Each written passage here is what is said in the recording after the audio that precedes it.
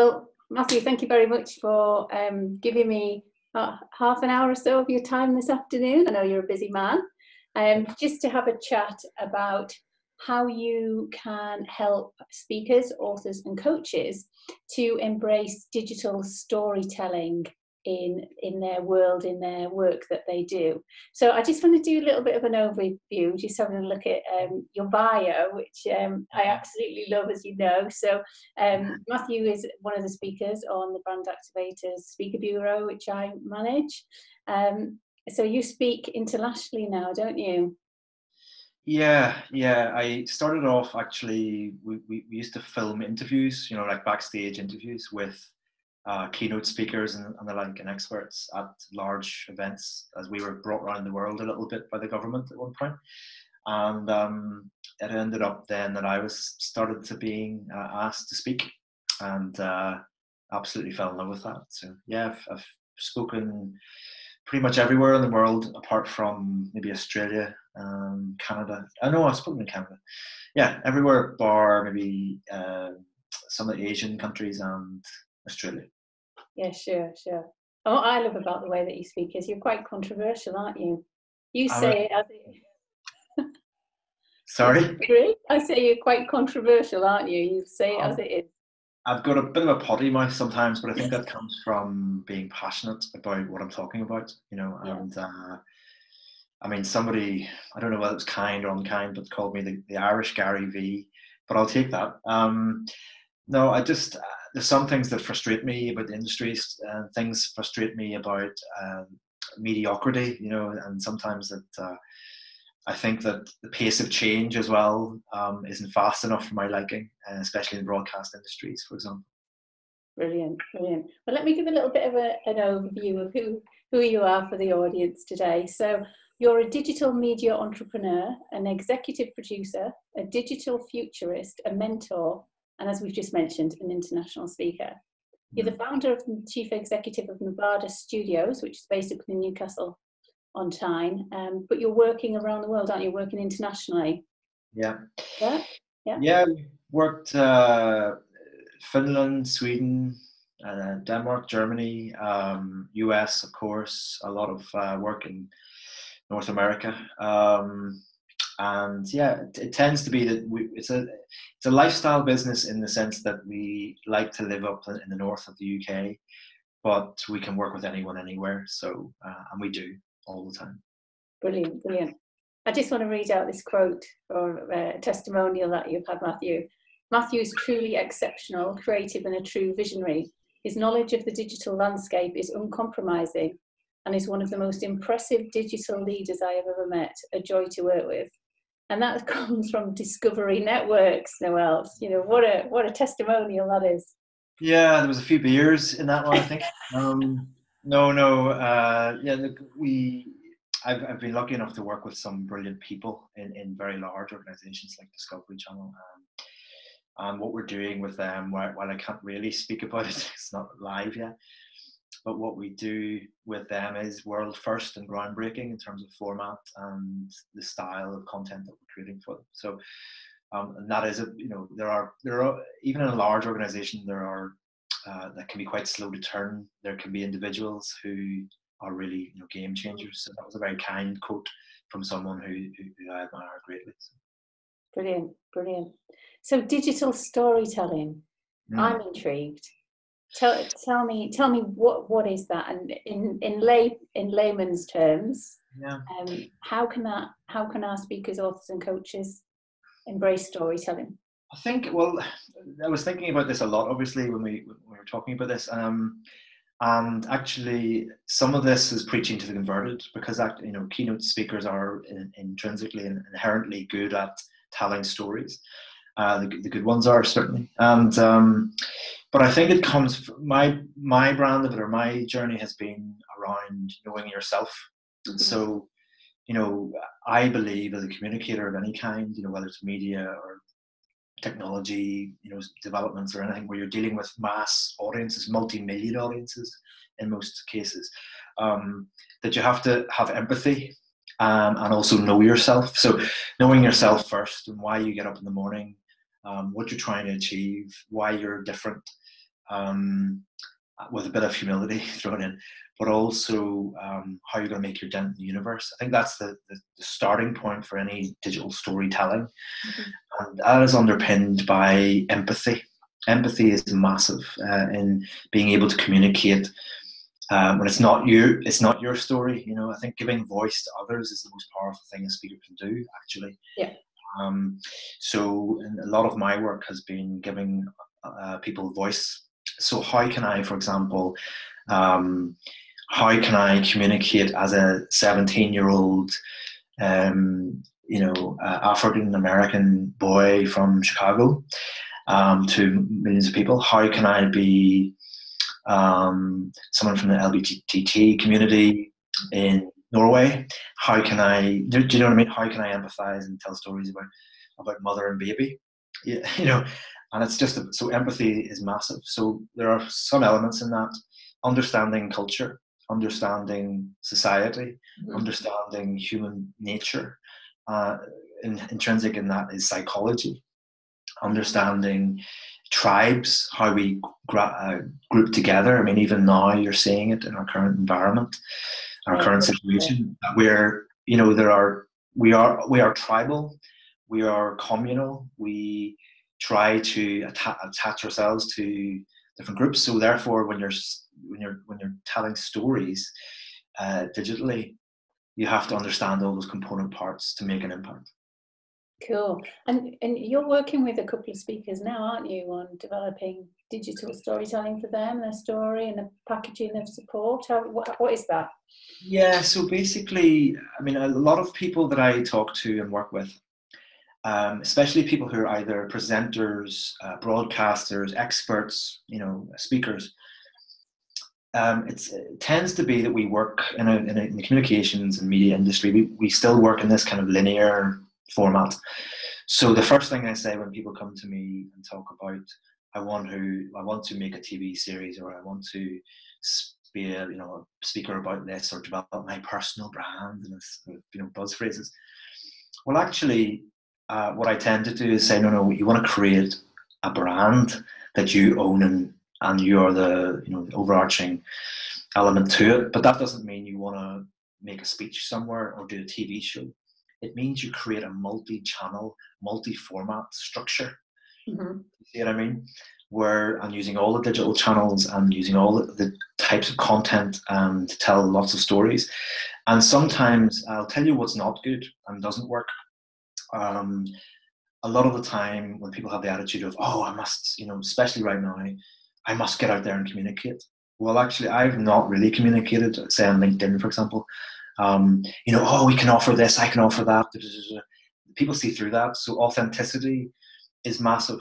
But if I come with a brand that does lots of different things, so Matthew Scott brand represents all sorts of things that I can do, and I turn it into about you or the audience, then that's a better way to look at how to build your personal brand through digital storytelling. Does that make sense? So do you need to have multiple products then? Is that what you're saying, or is it multiple channels? Yeah, I think it's about like a set of core values, or pillars, as I call them. If you say 5 things that you stand for, and actually, just like any brand, it is a brand play. It just happens to be brand you, but you need pillars that you hang things on. And once you've established those 5 pillars, you can actually offer any kind of product. So right. Like you said, it could be a seminar product, it could be keynote products, it could be strategy products, mentoring, whatever it is. But if they all align to the central set of values or principles that you have in your brand, then you're onto a winner. And also it means you can scale. So for example, what not to do is to rush to speak, rush to blurt out things, because you saw the rise of video on LinkedIn, for example, and the number of times you have these experts talking to us, and all we can see is up their nose in the back of a cab in London. That's not thought leadership, right? It is authentic in a sense because on the move, but it's really a little bit contrived. And those formulaic things come through. Rather, I think that you have to be yourself and have those core pillars, and use every channel, like you said, every channel to communicate. So I think what you're saying as well there, it's how you package your content, isn't it? It's not about just, in your opinion, not just jump on your phone, put something out there and think it's good enough and that's enough.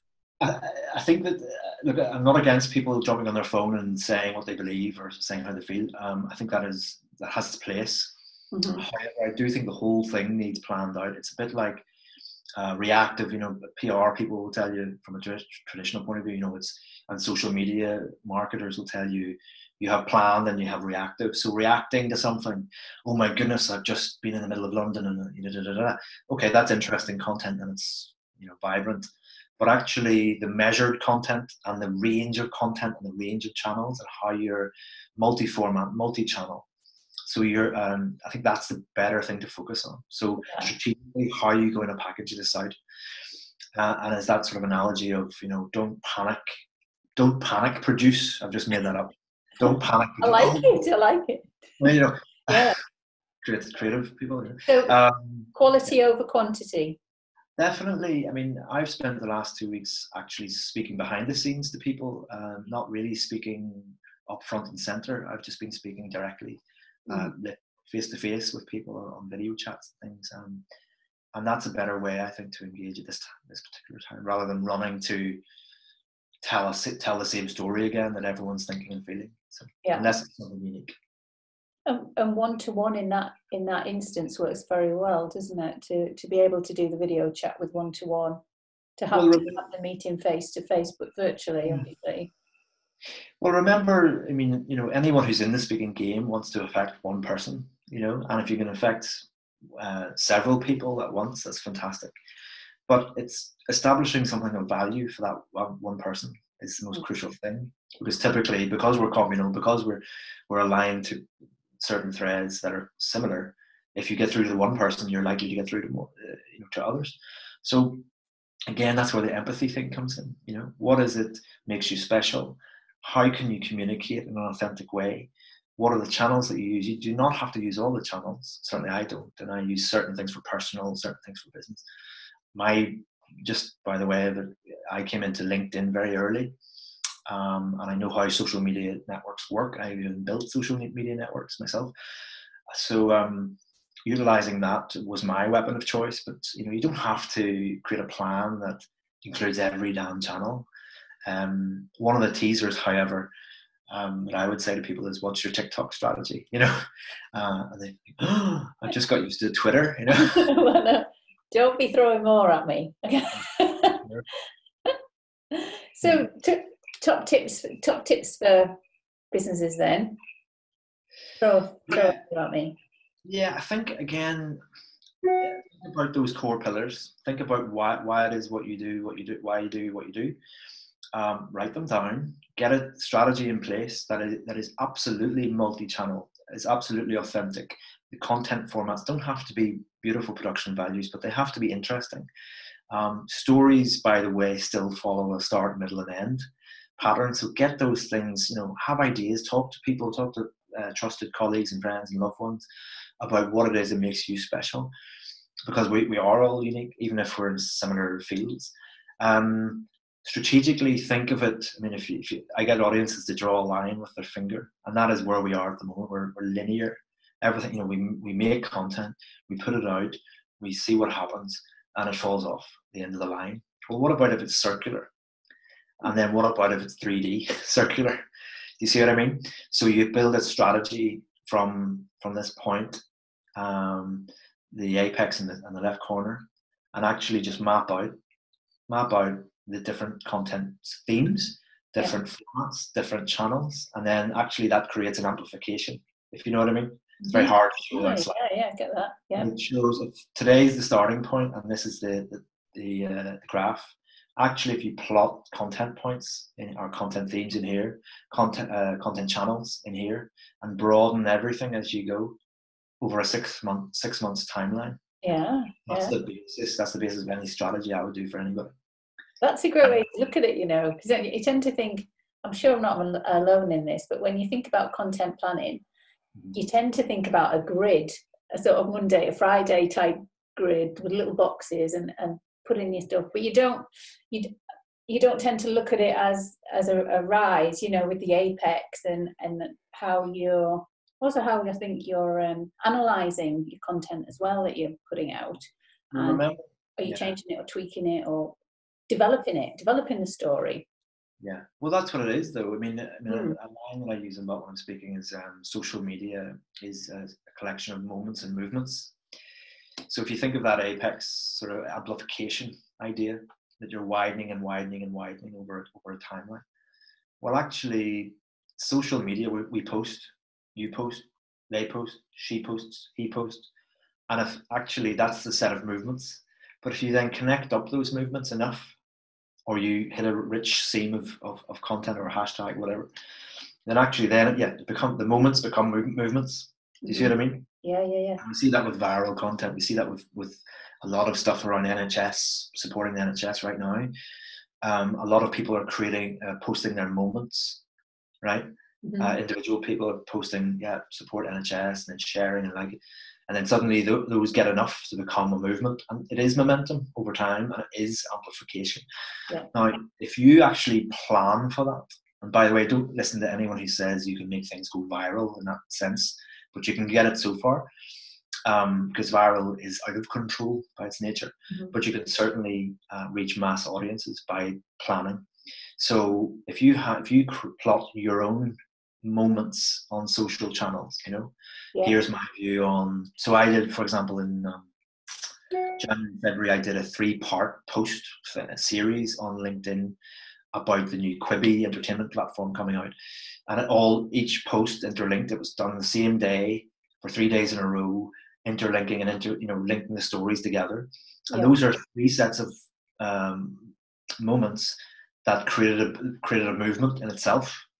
Yeah. Now, if you're posting every day on different channels or every week, same time, almost being a broadcast schedule, telling those stories, different formats for different scheduled times and days on different channels, then suddenly your personal brand becomes real, and that amplification might happen.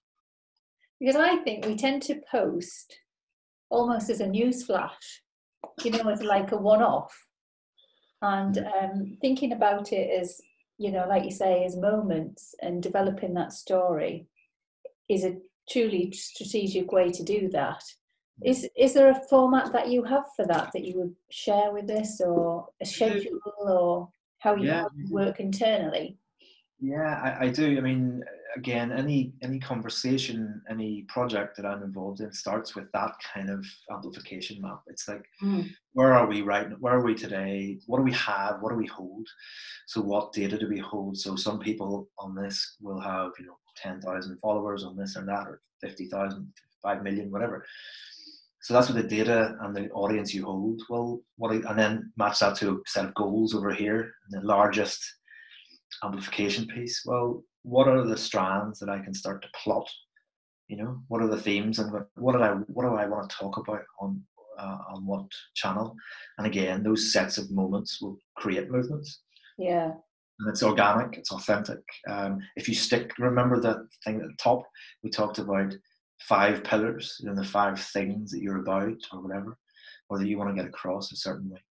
Yeah, and you can really see just how you've described that, the difference between putting out content and telling the story. And you work up to the whole piece becomes the story, isn't it? The storytelling. Yeah, well, again, it's a bit like making a speech. You have your start, middle, and end. You tell people what you're going to tell them, then tell them what you just told them, all that kind of thing. But also, you have your water cooler moments. I mean, this is me being a stupid executive producer now. You have your 3 water cooler moments, like, oh, I didn't know that. Oh. So you have things like suspension. I mean, in storytelling terms, you have suspension of disbelief, for example. So anyone who did an English degree will tell you that. I think it was Donald Kesey's 7 Contexts for Criticism. It's still in my brain, that you get this big, massive book plonked in front of you in first year of English degree, where English and understanding, communication and art and culture and those things just became a whole lot more scientific. But it is just a series of plot points. It's a start, middle, end. It's a build up. It's crescendo. It's a delivery of some shock or some intrigue. But if you're constantly just blurting randomly, what do you think is going to happen? What are you expecting? So a plan is a well thought out strategy is what I do for people, and funny enough, I find it very difficult to do for myself, but other people in a heartbeat. And that's often the way, isn't it? When you see an opportunity for somebody else, it's there, and you can see it, and you have sort of freedom of thinking with it. When it's for yourself, you sort of block yourself before you begin, don't you? Oh, well, that won't work, or I've tried that, or that's not my audience, and those sorts of negative mindset things appear, don't they? So just be free with it. Just begin to write and create. You can't self-edit. That's the problem. I mean, people will, that sort of scrunching up the paper and throwing it away, kind of writer's block idea. And that's why actually you should do it collaboratively. Family members, loved ones, friends, colleagues, whatever. Actually, it should be a conversation, and you should then note on the conversation. I think trying to be objective about yourself, you need other people in the room. Do you see what I mean? Yeah, definitely. If you're a person with balance and humility and with a little bit of confidence is good, but I think if you're like most people, they have that balance, don't they? And they're a little bit shy, even though they can stand and speak in front of 10,000 people. Well, actually, if you bounce off trusted sources about what would you say my biggest selling point would be, or what do you think I'm best at? Because I know what I'm worst at, and keep beating myself up about that. Yeah, that's not. And I suppose that goes with any performer as well. I mean, you see all the time that people at the highest level of performance, whether it's sport performance or art or music or whatever, they're their worst critics. Well, actually, that's why you need someone else in the room to get that objectivity. Yeah, and we're all in the business these days of having to sell ourselves. We're not like behind a company or a marketing literature. We're all out there. We're all the public face of ourselves. So yeah, excellent. And also, great. Yeah, well, remember as well that, sorry, you just spurred me on to another thought. Remember that if we're selling ourselves, would you buy into you? Would you? I mean, we see things on that thought leaders or keynote speakers or whatever it is put out there, and you know what you like and you know what you don't. What is it? Why do you not like the things that are blurted out or seem too salesy? So what are the mix? I mean, the things on LinkedIn, you don't sell on LinkedIn, you offer value. Yeah, see what I mean? absolutely. Sell on the back. If you offer utility in a product or value as a service from your personal brand, then people will come. Yeah, be a giver. I think so, especially these days. Yeah, absolutely. Well, listen, thanks ever so much. Pleasure. That was great. Thank you. How are you all? Are you all okay? And are you still working from the office? Are you working from home? How are you coping with COVID-19? How's it affecting your business at the minute? My guys? Yeah. My guys are all working from home, and it's been pretty painless that way. I would work from home a lot anyway. In the past, it's actually the last year I've been at my desk more often than ever. So working on the move, on travel, in hotel rooms, anywhere. So my guys are. I think in creative industries, like anything else, you need to collaborate, and you do need to see each other. But you think video calls are fine. I think what we will see is that people will think, well, do we need that quarterly meeting where we all get on the train and converge to wherever? I think the only reason to do that is if there's a social element and there's a bit of a release element to that sort of thing as well. There are lots of companies that meet up once a month, work remotely, meet up once a month, and they meet up in the most wonderful places and spaces. And I think now is the time we'll see a lot more of that. We'll be looking at their, I'm based in this city, this town. you don't have to be. You can be global from your Yeah, bedroom. absolutely. So, Yeah, I think speakers see that more because their work is never in the same place. Where it's unlikely to be in the same place. So they expect to be in delivery mode elsewhere. yeah. And I do agree. I think you'll see more people working from home once we get over the next few weeks of people getting into flow with it and settling into it. I think you will see that there'll be a lot more remote workers. Yeah, and also, I mean, it's hilarious in other contexts. Like, my biggest fear about coming on the call was not about the content, but actually about the dogs being quiet, or did I get my lunch in time, or you know what I mean? People are telling wonderful stories about my commute to work, and it's like from the bedroom to the. Yeah, I know, it's ideal, isn't it? But it's very sustainable. Well, then I think the other thing, I mean, as somebody who has worked from home a lot over the years, there are dangers, like there are distractions. You have to be very, very focused, and actually setting yourself almost put a structure in place that I always start. I'll start at 8 o'clock today. I think you should keep the regime in place. Yeah. But it's beautiful to think, I'll start at 6 and work to 11, then work out or go for a run or take the dogs out, and then come back. Do you see what I mean? That's more of a like. I think you need to give yourself permission. That's what I find. You need to give yourself permission to down tools, turn off the laptop, and go take the dogs out in the middle of the day, or do those things. Because in past lives, people have had managers to tell them what to do, when to do it. The 9 to the 5, that's your lunch time. So for some people, it's very difficult to break free from that regime, isn't it? I think, you have to have I think everyone can do it, but I mean, there are people who need people around them. I know that much, but I've always actually really enjoyed my own company, to be honest. And, I'm a bit of a loner, actually, and really enjoy my own headspace. I can get things done more efficiently. Also, if you have a butterfly mind, creative mind, having people around you, and unless you're actively collaborating on something as your work, if you need to focus on something, having people around, being a creative character is a nightmare.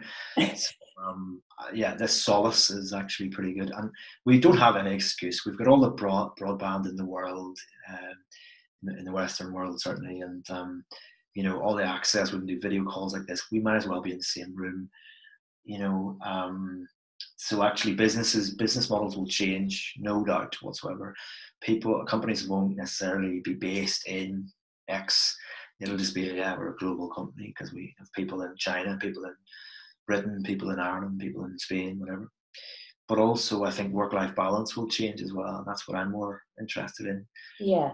That, today the sun is shining, even in the north. It's been great all week.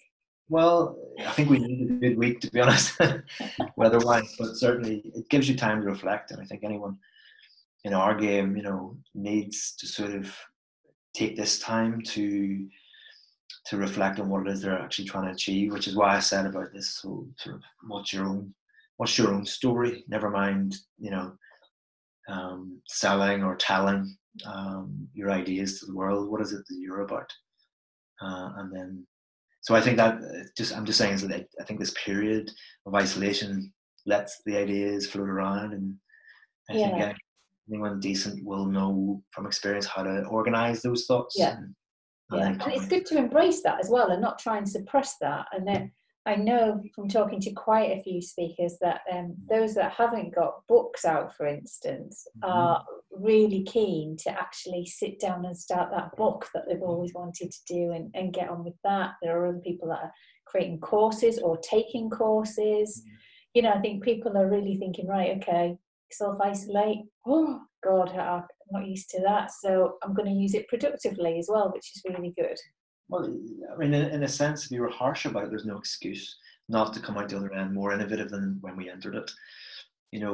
whether you have the time, more time. I mean, I don't feel that I have more time now. I'm just, I still have the same volume of work, but at the same time, I suppose you don't have the commutes, and you don't have the in between travels, and the times away from your desk or whatever, unless you choose to.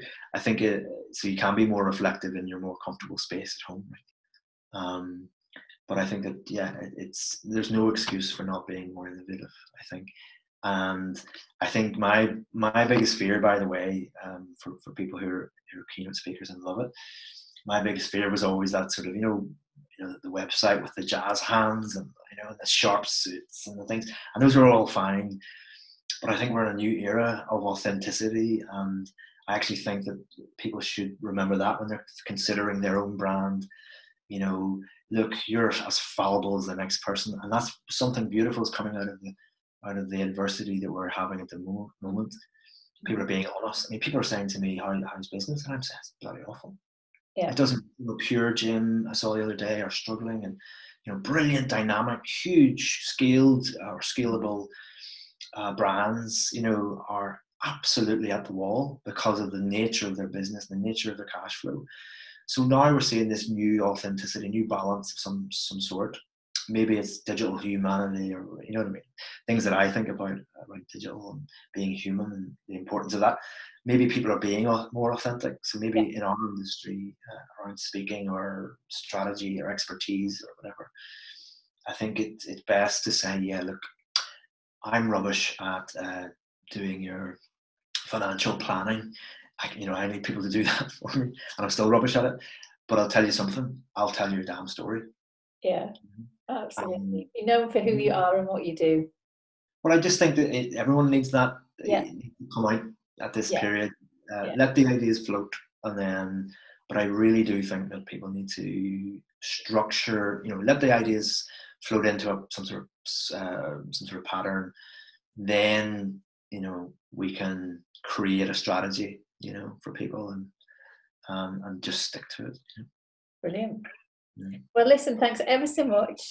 I'll let you get back and walk the dogs. Please don't. Please, for the next 20 minutes, we can talk about football. We can talk about Go do it. Right, I'll catch you soon. All right, take care. Take care. See you later.